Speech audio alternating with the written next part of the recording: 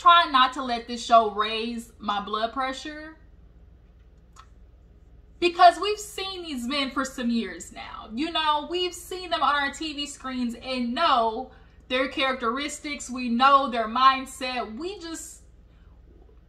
These men are like every other man. So, you know, it's just kind of like, we get it. But there's a level of oblivion mixed with narcissistic, mixed with just lack of consideration that these Scott brothers have, that puts a burning in my stomach, y'all. So if you don't know, we talking about Love and Marriage Huntsville, y'all. Love and Marriage Huntsville, I think, has just really made me not... Patriarchy is a scheme that Todd set up to come to the women with the bullshit. Like, that's all it is. Like, and y'all keep trying to convince women, oh, we are going to do this. We are partners. You know, we going to do everything together. But the last time I checked, if you're the only one making the decision to do everything, if you're the only one who gets last say every single time, that sounds like a dictatorship to me, don't it? Don't it? Ain't that what that's called? When one person is making the decision and is the end all be all and delegates tasks and says everything for everybody else, ain't that a dictator? See, y'all say partnership in bold letters up top, but you know, in the fine print at the bottom, this is what niggas is really thinking. You know, we gonna say to ladies partnership up here, but read the fine print at the bottom and read their definition of what partnership is. Partnership is as follows: you will do what I say, and I will have the last say, and will delegate tasks upon you, as it is your role to fulfill me as a husband, and in your duties as a wife.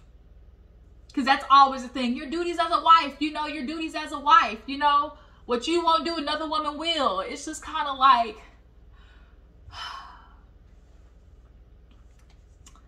I had to take a gummy after I watched it. That bitch, it might hit me in the middle of this review, honestly, because I'm sick. I'm sick to my stomach with these two. But let's go ahead and get into Love and Marriage Huntsville. There's so much more to dissect as well with Miss Marlene Martell's old bobbleheaded, just Medusa hair, you know, coddling her son woman. We're gonna have to talk about her too. So let's go ahead and get into it. If you're new to my channel, I appreciate you for tuning in. Everybody else, drop down in the comments, let me know that you stop by, hit that like button. Y'all make sure to constantly be interacting on here so we can get the channel growing, okay? We're shooting for 3K, hopefully by the end of next month. That's my goal. We're gonna shoot for 3K at the end of next month. That is my goal, okay? But nonetheless, Love and Marriage Huntsville. So we open up where we left off, which is basically, you know, Dr. Francis calling out the Whitlows. You know, he's saying the first part of a game, one, is playing the game. The second part of the game is trying to convince somebody that you're not playing the game. And once the game is figured out, you know, trying to convince everybody else that this is not what we're doing. And it no longer is a game. As Dr. Francis explained it, when you do something for so long, it becomes you and is no longer a facade or an act. Like, you become what you're doing. So Lewis basically took that as, so you're calling my marriage an act? And it's like, no, he's not calling your marriage an act, but he is making an observation in which you two might not be fully honest with yourselves and with each other. And full transparency and honesty within a marriage, within a relationship, is only how it becomes successful in the long run. You know, I think like a huge part of like what makes marriage successful and ultimately like the end goal of marriage is that for both people to be fulfilled and happy and generally, you know, getting the best out of themselves in the relationship. And that only can honestly be achieved with full transparency with self and with the other. First with yourself, you know. And I don't think that neither Lewis or Tiffany are doing that, honestly. They're very content. I think they also don't want to be told, you know, something wrong in front of Marceau and Kimmy and Tisha. Like, they're the last people in front of that they want to get told, you know, hey, this ain't looking right, you know. But, you know, Lewis did the philosopher thing. Well, that's just how life goes. Like, things are gonna be hard, right? Everything Dr. Francis said, Lewis had a rebuttal with some type of some type of quote that you put on a wall. Life is hard, but you push through. We're gonna be in this together. You know, that's what builds character. And it's like, nigga, that's not what we talk about. We talk about you individually. How did this affect you? Which later on in the episode, you know, Dr. Francis sort of kind of got out of him. But nonetheless, too, have you ever noticed that when there seems to be conflict with Lewis and Tiffany, Tiffany always goes on hush mode and Lewis is always doing the talking? Have you ever noticed that? I want y'all to pay attention to that. If you have, go watch back the episode if you do. And then last season, when Tiffany got her ass caught up with talking about Kimmy's son, who came to the rescue? Lewis. When they all sat down, oh, you know, I just want to apologize. Like, that's not what she was saying. You know, Lewis came to the rescue. You know, every time there's a conflict with these two, Lewis comes to the, and I get it. It's like, you're the husband, you know, protect, you know, your wife by any means. But also it's like, what are you protecting her from? Like, is it, you're protecting her from everybody else in the aspect of making sure, oh, she genuinely isn't getting attacked? Or is it that you're trying to play basically, you know, you're trying to play the, well, let me not let her get crucified because although she wrong, you know, I don't want her to feel like she's doing something wrong. When in all actuality, like, as a husband, okay, yeah, in front of everybody else, you may be like, but behind closed doors, are you really calling out Tiffany for her wrongdoings? And I just think neither of them are doing that with each other in the extent in which it's causing full honesty. And like Dr. Francis said, y'all are playing a game with each other because you're not being fully honest. I think especially with Lewis, he's scared to bring up things to Tiffany out of fear of her reaction, maybe. Like, that's just my opinion. I just feel like Lewis isn't being his truest self. And yeah, like, we'll get into it later on. But nonetheless, they call it for a night. The next morning, everybody wake up. Marcel is in there cooking breakfast. You know, he making breakfast. Some, you know, eggs and bacon. Bacon got to be crispy. Drop down in the comments. Well, how do you like your bacon? Do you like it pink and floppy? Do you like it, you know, just a little crunch? Or do you like it crispy? Okay, I like my bacon crispy. That's just end all be all. Bacon got to be crispy. And if it's not crunchy, sometimes maybe with a little burnt end on it, that I don't know. I can't do pink floppy bacon. But if the bacon don't stand up on its own, it ain't cooked enough. The bacon got to be able to hold straight up. Okay, we don't like limp noodles over here. We don't do limp nothing. It can't nothing be limp. Okay. But nonetheless, everybody comes in for breakfast, or it actually started with Lewis and Marcel. And Lewis, you know, was like, hey, you know, what's up, Marcel? And they just kind of, you know, shooting the shits. And Marcel was like, hey, you know, had a rough night, didn't you? And he was like, well, you know, that's how life is. They're gonna lose with the bullshit. You know, that's just how life is. You know, just gotta deal with it as it comes. You know, and he was like, Marcel was like, you know, very ironic. You know how it come to you. Shit, you know, shit seem tough, don't it? So Tisha comes in and basically asks them, you know, Tiffany and Tisha, they come in and, you know, they basically ask how they're feeling. And, you know, Lewis at this point wants to give them, well, you know, I'm starting to realize, you know, after the reunion and everything, I just kind of want to say that I understand now what you guys are feeling about, you know, having somebody come in and, you know, judge your marriage and, you know, they're not the ones in it. And I'm not liking that Tiffany and Lewis keep saying, oh, he's judging us. Oh, he's making assumptions of the type of people that we are. Dr. Lewis didn't make any, Dr. Francis didn't make any assumptions of the type of people you are, nor did he pass judgment. He simply has only been asking questions and stating his observations.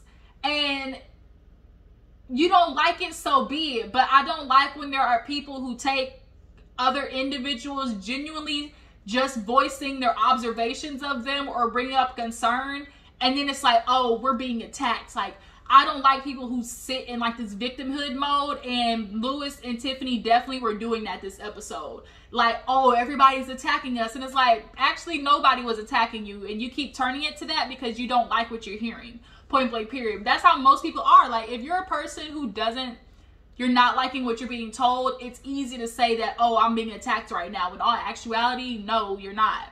But Marcel was just laughing in his little confession, just, oh, don't feel good, do it, Lewis. How does it feel for Dr. Francis to pull a Lewis on Lewis, you know? So everybody comes in, sits down. Everybody got their t-shirts on except Lewis and Tiffany. I don't know whether they didn't earn their shirts or they had their shirts and decided they wasn't going to do it. They were just basically going to give Dr. Lewis the big FU, like the big middle finger, and say, we don't fuck with it. I don't know. Either way, every other couple had their shirts on, but the Whitlows. That hurt. Yeah, you're hurt. That hurt. Let me see. Help. That hurt. You're hurt. You getting your hair done? That hurt. Your little beanie baby. You look like a little troll dog. All right, y'all, I'm back. So basically, we are picking up with actually the couples sitting all down, and everybody has their t-shirts on except the Whitlows. They basically were trying to give Dr. Francis the FU, we don't give a damn about your opinion, you know, we good over here act. And the other couples are picking up on that energy. And it's just, I appreciate, first of all, Kimmy has always been a favorite of mine because Kimmy comes with common sense. She comes with, you know, perfect explanation. She breaks it down to the nitty gritty. And what she's telling, you know, Tiffany and Lewis is like, you guys don't seem to be receptive to advice or information or anything from other people, but y'all constantly were trying to give that to everybody else, and you know, it don't seem that you want that back. Now, Kimmy, I feel like has grounds to be able to give some advice to the Whitlows. Marissa Marceau, on the other hand, shut your bitch ass up before I get to talking shit about you. Like, that's what it feels like. Like, might possibly be the right message, wrong messenger. Because it is just like, come on now. I'll like, both of you just need to be quiet. Just, like, shush. Like, no. Like, kaput. Quiet. Zip it. Nobody wants to hear from the Scott brothers. But Kimmy is saying, you know, hey, you guys clearly have some things that could be touched on, or, you know, you could learn from this person, as in, here's a man who's a professional with years of experience who could offer you guys some advice.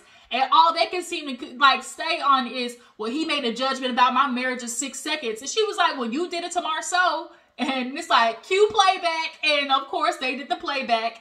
And now, at the time, Lewis was right. Absolutely, he was right about his observation on Marceau's relationship with Tisha. At the end of the day, yeah, I might be divorced, but I ain't blind. And you're not acknowledging the things that Tisha needs from you, point blank, period. And everybody can see that. Yeah, y'all might be in this marriage for the long haul, but is Tisha really fully satisfied with what you're doing as a husband? Emotionally and mentally? No. Because she said it multiple times, but you keep ignoring it and not addressing it. We'll get to them at the end of the episode. But nonetheless, you know, here come Marceau with his, you know what, I don't think you, Lewis, you respect him as a professional. You know, I'm not the biggest proponent on, you know, counseling, on couples counseling, but, you know, I at least, you know, am willing to listen and take some advice that I need, you know, and use it in my marriage. And it's like, nigga, if you don't shut up, you wouldn't have been learning nothing, been open to nothing, had, unfortunately, Tisha's friend not passed. I feel like Tisha's friend passing in my last video, I was like some almost like divine intervention, almost like, I don't know, like something about it, like, you know, it's like say like timing and like just the way life happens. And for her to pass away literally right before this couples counseling, something that we know Marceau is never receptive to. Maybe it was like the friend's like last parting gift or like something, you know, like I just think about shit in that way, you know. But nonetheless, it's like, Marceau, you wouldn't sit here and be like, well, you don't respect professional advice. And it's like, well, nigga, you don't either. You literally called Dr. Francis, oh, him thinking that way is feminine. Like, you literally called his therapy a feminine way of thinking. So it's like, you can shut up. And maybe you can call it all these things in Lewis because you see it and you know how it feels. Lewis, this whole couples trip is the Scott brothers' inner monologue. He's just outwardly open with how he's feeling. But the Scott brothers, their inner monologue, trust, is the way Lewis feels right now. But nonetheless, you know, Maurice pointed like Tiffany, he clearly said something that struck a nerve with you because, you know, you teared up. And that's what therapy is. That's what talking to a counselor is.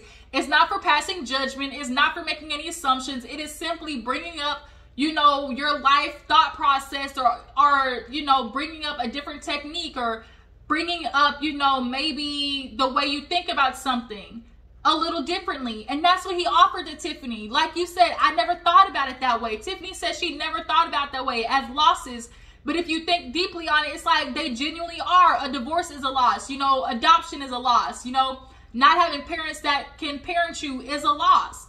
And Dr. Francis put it in a way to her that showed her, hey, yeah, these are things that you've gotten through, but you don't, you can see how they affect your marriage going forward. And at this point, Tiffany and Lewis are giving a wolf. If our backs are against the wall, you know, trust we're going to be there to protect each other. Tiffany's like, you know, I honestly don't give a fuck, but I honestly feel like he didn't give a fuck. And it was like, Kimmy was like, what? Like, you don't think he would, like, why would you think Dr. Francis don't care about you or don't care to give you good advice? Like, now y'all just on bullshit. Like, I personally feel like Tiffany and Lewis would just, they have gotten really good at being surface level in the relationship, if you ask me. And just, you know, me and my sister were talking about this, where it's like, I feel like sometimes being too agreeable can breed resentment. And she's like, you know, she speaks from a marriage point of view where it's like, as a couple, you decide to, okay, agree to disagree, or somebody's going to start making concessions. You know, I'm going to agree for the moment, and it might be at a downfall to me. But then if somebody is continuously making concessions on their behalf, best believe resentment is going to grow. And they call that the silent killer in marriages. Resentment, you know. And I feel like that's growing on Lewis's part, and he's not being honest with Tiffany. You're talking about this baby, like Kimmy said. We spoke about the baby, and you were speaking very clear and concise that Lewis didn't want one. He said that you were too busy for one. And now Tiffany, here she goes with some like ass backward explanation. Well, I was saying that in regulate and, you know, in consideration to you, me and you. But Dr. Lewis, the way he was saying it, he was trying to throw it in and lump it all in with all of these layers into what's the issue with our marriage. And it's like, but is it not though? Like, you wanting a baby, don't you think that's not an issue in y'all's relationship? Because it is. Like, you want a baby and he doesn't. And when they did the flashback and it was like, well, does Lewis want a baby? And she looking at him like, well, I don't know. No, you know he doesn't want one. But now you're trying to change it up in front of everybody, in front of Dr. Lewis. But at the end of the day, he wasn't making any assumptions about who you were as people. He was simply making an observation. And y'all want people, you know, Lewis wants to give, you know, I'd be open to it, you know, that's what I'm saying. I hear you. And it's like, nigga, you don't hear me. Like, you're only saying I hear you as a shut the fuck up. I really don't feel like listening to this right now. And they called it out. It was like, bro, we can feel your energy. There's a difference between like, oh, you know, I hear what you're saying. I understand. And yeah, I hear you. And that's what y'all were giving real, yeah, I hear you energy. And y'all are mad that everybody else is picking that up. And it's like they're saying it. If you don't want other people saying it, like Kimmy said, then you're going to have to change your approach. So we see a scene with Melody and, of course, the mama, the coddler of the century, Martell's old milk dud head ass, medium clothes wearing head ass. Like, I can't with him. I can't with him. I can't with him. Miss Marlene is just refusing to see how her son has affected, you know, the situation. You know, Melody let, you know, Miss Marlene know straight up. Like, the last time we talked was the text message. And the text message was as follow, which is, ma'am, your son is a liar. You've done nothing but, you know, coddle him and, you know, not hold him responsible. And I've been nothing but good to you as a daughter-in-law. So from this point on, like, bitch, blocked. Like, I can't speak to you.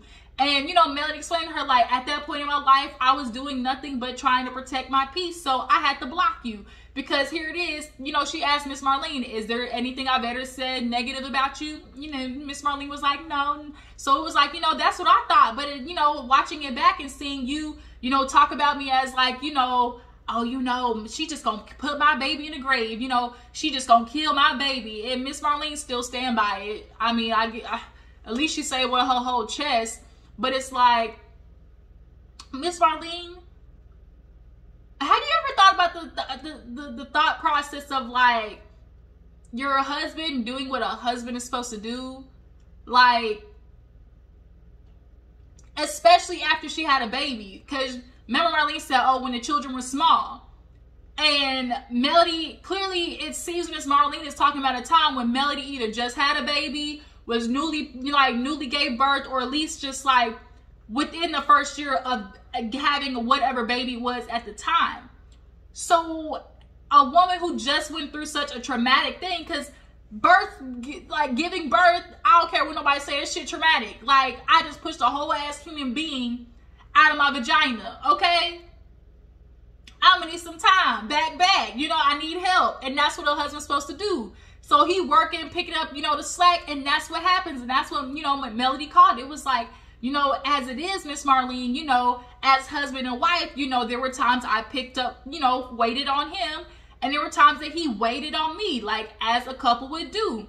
But she's like, you know, for you to sit there and say that I'm lazy, you know, but I ain't never had a lazy bone in my body. You know, and she was like, well, you know, I still feel like, you know, you was spoiled. You know, you was lazy, you was spoiled, you know, Martell, and Melody, you know, Melody with her dramatics. Let the record show y'all, Martell did everything. Ooh, girl, I ain't did no laundry. I ain't cooked.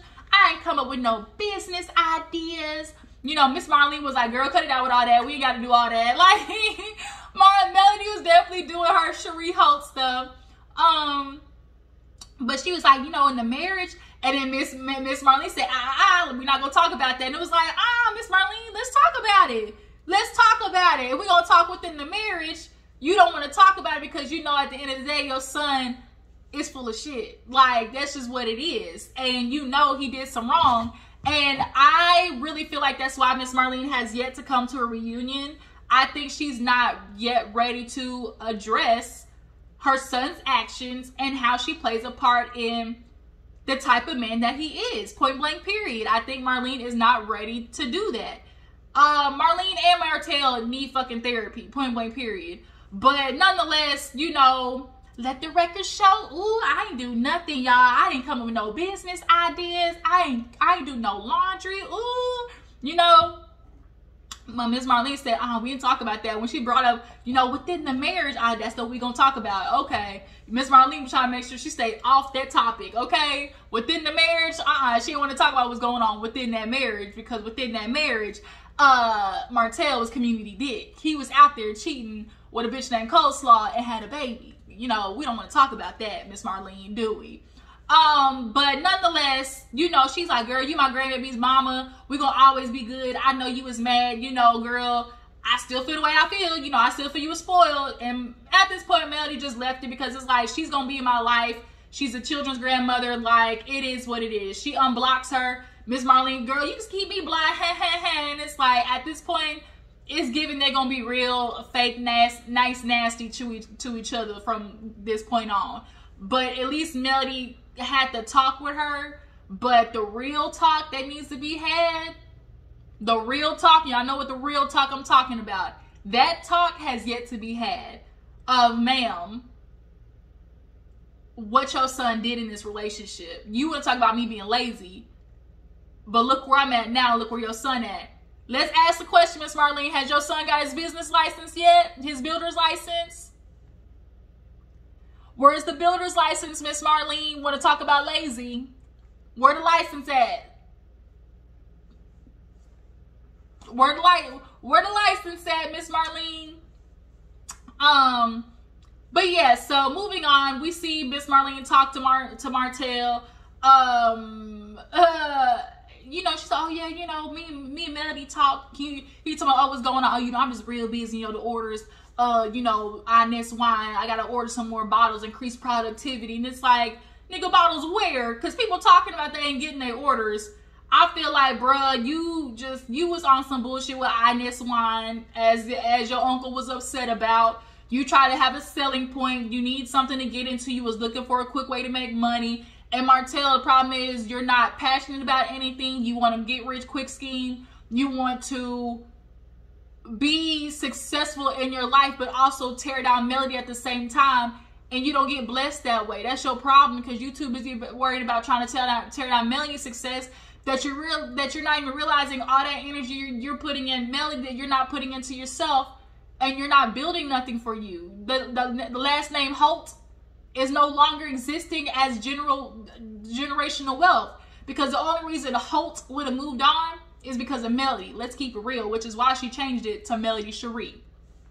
But you know, Miss Marlene says, you know, everything was good. You know, it worked out good, and you know, of course Martell taking his little silent jabs. Oh, was it positive? Oh, and she was like, yeah. Oh wow, I guess Millie's turning over a new leaf. You know, I'm glad to see that she's positive. You know, and she was like, yeah, you know, I'm moving on, you know, as a woman. You know, I understand she was upset. I ain't gonna hold no grudge. Well, Mama, I'm so proud of you, you know, because you really could have held a grudge. You know, the things that she texted you was just ultimately disrespectful. And it was like, was it disrespectful though? Like, was it disrespectful to sit there and say, ma'am, like, your son is a liar, and at this point, it just kind of seems that you're not going to hold him responsible? Like, that's just grown woman talk. Like, that's all that was.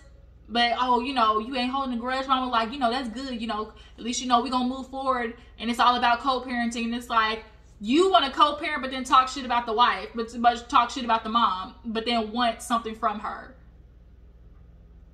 I tell you, narcissistic men, I tell you, that emotional abuse, that mental emotional abuse that comes with it is tragic. And any woman who has been a part of it, like, I pray for you, boo-boo, because as a person who can watch from the outside, who's not in love with the person who's abusive to them, like, you be looking at it like, this kind of seems, you know, plain as day to me, black and white, what's going on. But sometimes when you're in the midst of something, you don't see it until you step out of it.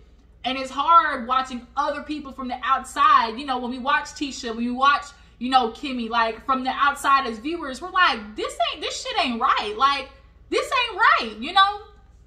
But, you know, Melody woke up, smelled the coffee, and got her ass. She got ghost on that ass, okay? And now, honestly, it's time for Kimmy and Tisha to follow as suit, but it ain't looking like that's gonna happen. So we get back to the retreat, and everybody goes outside, and it's time for some truth telling. So the Whitlows step up, and basically, Dr. Francis, you know, asked about anybody experiencing loss. And Lewis was like, you know, I recently did. And he was like, okay, how did you handle it? He's like, well, you know how life is, you know, you just, it's hard. So you know, I just moved on. He was like, that ain't what I asked. I asked, how did you handle it? And Dr. Francis is good at, like, getting under the bullshit. Like, I don't want no, you know, quote from the Google search engine. I want, like, how this affected you. And when he finally started talking about it, the nigga started tearing up. A part of me feels like it might have been genuine, but then the other part of it kind of feels like I'm going to give him what he wants so he leaves me the fuck alone. Like, I slightly feel that way. Lewis, you know, starts tearing up about how, I was hurt. I started isolating myself, you know, I wasn't raped. And he's like, on the other end, you know, all those things are what fuel me. All those things is what keeps me going, what pushes me, which is why, you know, all that stuff isn't displaced or misplaced, which is why I feel offended when somebody tries to judge me, you know, based upon meeting me, they don't know me. And it's like, he wasn't judging you. Dr. Francis was simply stating, this is my observation. And you're only viewing it as judging you, because had he come in and said some good things about y'all, it would have been, oh, you know, give me, you know, let me hear more, let me hear more. But now when he's pointing out the cracks in an imperfect marriage, because marriage isn't perfect, and if y'all are aware that it isn't perfect, pointing out the things that are part of the imperfectness is where it's like what y'all aren't trying to receive. But you know, he finally broke through a little bit. Like I said, I'm 60-40 on whether he did that because he genuinely was crying, and part of it was like, I'ma just cry so I can finally say that, you know, I got him off my ass, basically. Tisha talks about losing her friend, which is super unfortunate. I know that shit had to hurt. The girl, she died in her daughter's room. She just had a baby, 2 months old, and it has like a 2 or 3 year old or something like that. It's sad. Like, that is going to be hard, like, as a husband to deal with. Like, I just couldn't imagine. So prayers out to that family. So later on, Tiffany talks to Lewis about, you know, tearing up and everything. And she was like, you know, I really kind of feel like the relationship with your dad plays a huge part. He was like, yeah, you know, I kind of, no matter how old you are, you go through life. I have this motto of everybody's just a big little kid. Yeah, we may be adults, but in all actuality, all of us function through life and navigate life based on our childhood, our inner child. And so we're all just big ass grown adults, you know. And him speaking about, you know, his dad missing him games, you know, how it affected him.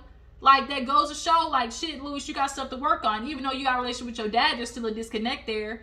And, you know, now your dad makes, you know, the games that after that, but how that affected you navigating through life, like, it's a huge thing.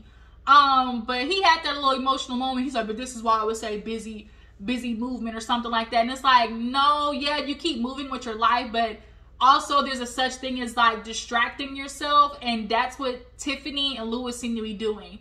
Distracting themselves, because it's like, oh yeah, through life, things are gonna fall to the wayside. We're gonna be busy and having life things, and trying to set time for each other, and it's gonna be hard to do that. And it's like, well, if it's hard to do that now, a baby's only gonna add to that. And Louis gets that, but Tiffany's upset that Dr. Francis is pointing out, you want a baby because it's gonna fill some wound, and instead of acknowledging how that might be accurate, she just wants to get upset and feel like Dr. Francis is making assumptions. And it's just kind of like, ma'am, his wisdom, as Louis like to put it, oh, there's a difference between smarts and wisdom. I read books, and that's what I got. I got wisdom. What the fuck are you saying, Louis? You're trying to tell me you got more wisdom than a 70-year-old man with 20 years philosophy experience and 40 years of marriage in, 30, 40 years of marriage in? That's what you're trying to tell me, Big Lou? Big Lulu? That's what you're trying to tell me? Boy, shut up. Shut your ass up right now. So we get to Marceau and Tisha, and they therapize an appointment. What I witnessed was Marceau trying to control the appointment. Marceau did not want Dr. Francis to be able to ask questions. So I'm going to keep talking, keep shooting off all of these things that I know you're getting ready to come at me at, and defend it ahead of time. And Dr. Francis caught on. He basically was just letting Marceau talk, and he was just sitting there looking at him like, nigga, this is your thought process? Like, you could tell he was looking at him like, okay, I'm just gonna let you basically hang yourself, give yourself enough rope to hang yourself. And essentially he did. Because, they talk about, Tisha's like, oh, everything was good until about 3-4 years ago, aka the show. And we got all these outside forces, and here come on with the playback. And see, Marceau can sit there and say, oh, our relationship was good. There was never no friction. Right, because before the show, Tisha was never combating you. Tisha was going along because she wanted to be the obeying, submissive wife, as she likes to put it. Oh, it's okay to trust your husband. But it's not okay to be a fool. And it's not okay to use God as your scapegoat for being mistreated, because God isn't for mistreatment and breaking of the soul. He's for fulfillment and happiness of the soul, right? And there's a difference between sacrifice for your marriage and suffering. That's what, there's a difference between suffering for your marriage and sacrificing. And at this point, Tisha, you were suffering. You didn't want to be a stay-at-home mom. We saw that first season. You were ready to get out the motherfucking house, right? And so, Marceau was like, oh, we have traditional roles, and, but we don't make decisions unilaterally. I talk to her, and it's like, Marceau, your words and actions aren't matching, right? Because did you make a decision with Tisha when you made that trip to Africa? Tisha, here's the truth. Everybody's pointing out something that you already have an issue with in your relationship, but you were yet to bring it up to Marceau. So, of course, your relationship didn't have any friction because you had not yet garnered the confidence to sit there and tell your husband, this shit ain't working for me, right? And so now Marceau is confused. Who the fuck is this person? I don't know who this person is. And it was confusing to him, right? Because Marceau's never had probably a combative Tisha. And as Marceau was sitting there running off at the mouth, and every time Dr. Francis tried to say something, and that's just me, I would never get a wife that I didn't, view as somebody I could, as a decision maker or something like that. I wouldn't have married her. And it's like, lies you tell. A lot of men marry a woman that people take the path of least resistance, especially for men. They want a woman with the path of least resistance. And that was Tisha, right? And so finally, when Dr. Francis could get a word in, he simply said, what I seem to see is, people want to defend the truth, but the truth needs no defending. It stands alone on it. It stands firm on its own. And Marceau couldn't do nothing but look. Was old dumb Grinch teeth, no teeth looking, having ass. Oh, I can't stand Marceau. Then Maurice, his brother, might be up motherfucking next. Honestly, he might be working his way to be first place, if you ask me. Because Maurice with this, I don't see why we can't have sex multiple times a day. What? What? First of all, don't you got a job? Secondly, the fuck? Don't you think we got responsibilities to handle?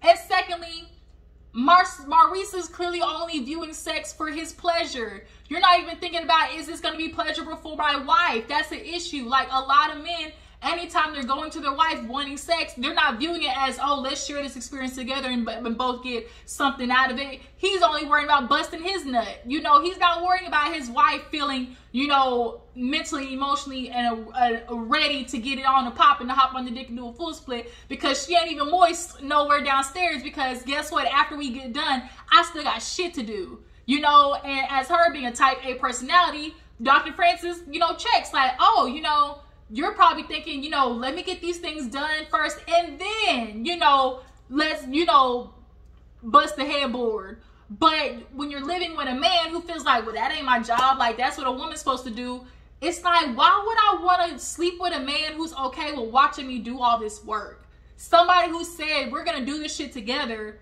but when it's time to do this shit together, oh, that's the woman's job. So like Kimmy said, if I'm in a house full of men and you're viewing it as the woman's job, then who the fuck is supposed to do all of this, right? And I feel like Maurice is almost setting up for the get me gotcha. Well, if you don't want to do it, I mean, how about let's get a second woman? I feel like that's coming somewhere. Like, I feel like he's going to say some slick shit like that, just joking, you know? But it's like sickening. Like Dr. Francis said, don't you think she has a right over her body? I mean, she does, you know, and it's like, but does she though? You're getting mad at her right to say no. Like, that's what you're saying. You're getting mad at her right to say no. And men get upset with their women saying no. And all the time, we see this all the time. Women are withholding sex because it's like, you don't deserve it. And it's like, you don't care about anything else from a woman. Y'all care about just getting the goods. Y'all only view a woman as something to have sex with and something that I get something out of. A woman to a man first is a sexual object. When a man approaches a woman at first, it's because he's attracted to her and wants to fuck. That is just the God's honest truth. It isn't until after. My brother has said this. We've seen men say this all the time. That quote unquote post-nut clarity. Oh, I really thought I loved her until this post-nut clarity. And then women are battling you not even knowing if you really want to be with me until after you fuck me. I done already gave up my body to you. And so everything you've been telling me clearly was a lie from the get-go. Like, I feel my stress levels coming up. And it's just like, married people don't make marriage look like it's something worthwhile having. Because a lot of times you're seeing a woman give everything, her years, her time to this idea of submitting on behalf of this man who's supposed to lead me to the motherland, the promised land. But truth be told, the only way this nigga can lead you is to the bedroom and to the kitchen. It's just the truth. That's the only place he wants to lead you. To the bedroom, to the kitchen. To the bedroom, to the kitchen. To the kitchen, to the bedroom. Maybe the living room. We might switch it up and do it in the bathroom. Or the balcony, should you have one, or the car. But nonetheless, like, the idea that a woman brings value outside of that, men are not seeing. How dare she be able to decide to make a decision in the household that can actually be beneficial to everybody? But my poor little ego can't handle it. My poor little ego can't handle maybe possibly going downstairs. Hey, Maurice, if you really want to fuck your wife 2 times a day, how about you, when she comes home, already having the shit done? A woman would definitely hop in the dick and do a full split then, right? Because she's saying, damn, he appreciates me. He already handled everything, right? As a man, y'all want femininity from women, but you aren't unlocking it by any means of making this woman feel secure and safe. Like, damn, he got me. Because the truth is, a lot of y'all don't. Y'all sell this idea, and then when a woman's looking for you to fulfill those ideas that you sold her, and it don't fucking happen, now you're upset. Because she's acting differently. Because the truth is, you were never really ready for the situation to be mature enough to handle a woman pushing you to be the best you. Outside of fucking me, because what if I don't get any enjoyment out of this? And a lot of times you feel like, oh, you're not supposed to turn down your partner.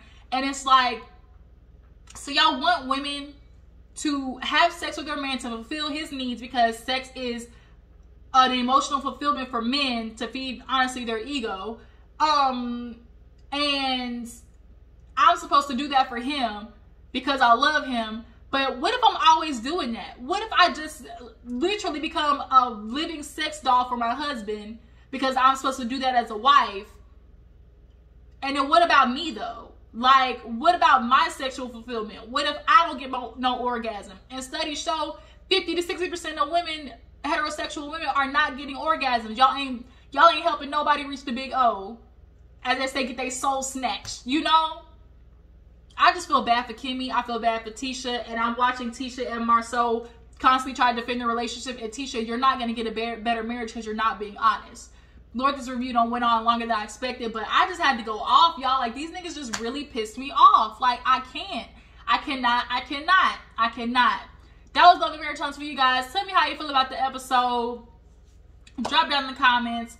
Do you guys feel like Lewis and Tiffany's on the bullshit? Do y'all feel like they had a right to feel like, oh, you know, listen, Dr. Francis? And then Lewis, too, with the, I'm just not going to switch right now. I'm not just going to sit here and change who I am. Nobody's asking you to change who you are. But if the person that you think you are isn't the greatest, then, and somebody's pointing that out, don't you think you would want to listen to that, take heed to seeing how you can be a better person? I can't. Get the fuck out of here, Marcel and Maurice. The Scott brothers, honestly, kick rocks and open toe shoes. I hope your dicks fall off. But I appreciate y'all for tuning in. Y'all make sure to follow my Instagram and Twitter, and I will catch y'all in the next one. Deuces.